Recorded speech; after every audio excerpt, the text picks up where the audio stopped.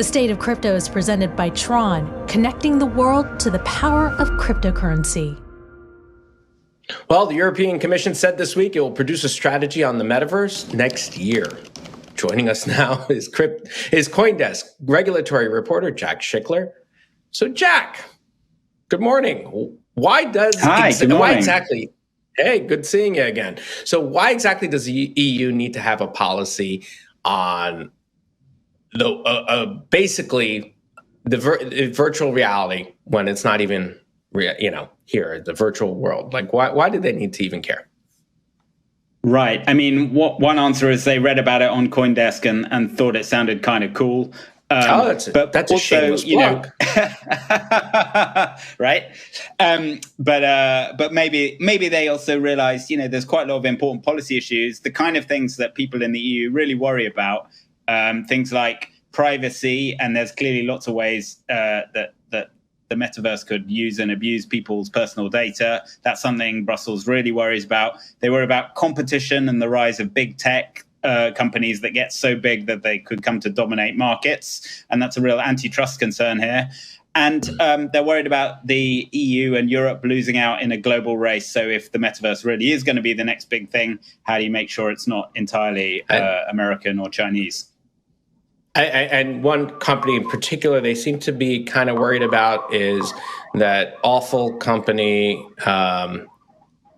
we used to call Facebook. It's now called Meta because they want us to know that they're going to lose all their money in Meta instead of with the boomers on Facebook.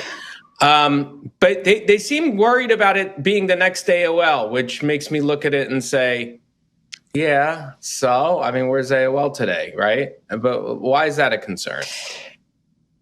Well, what they're really worried about, and we saw this in a blog from two of the antitrust officials at the European Commission last week, they're really worried about a company. They don't name the company, but I think you've just given a hint as who they might be thinking about. That this company might get so dominant within the metaverse that it becomes impossible to change provider. So you join up, and then they get all your data. They get your avatar. There's no common standards. So once you're signed up to one company, you can't easily move to another metaverse. And then you get exactly the same kind of problems of lock-in and lack of competition and market dominance that you've seen with Web 2. And they've already taken aim at these big Web 2 companies a lot. They've imposed record fines on Google. They passed special legislation to stop the likes of Facebook and Apple becoming dominant within their markets. But they're really worried about it all happening all over again in the metaverse. All right, Jack, last question, closing it out for us. What is the significance of this? Is it really a big deal? Well, just to put it in context, I mean, they announced it last week. It's one of 43 policy papers that are coming out next year. Some of them are things like, standards for internships and maritime security strategies and other stuff that you don't need to trouble yourself about.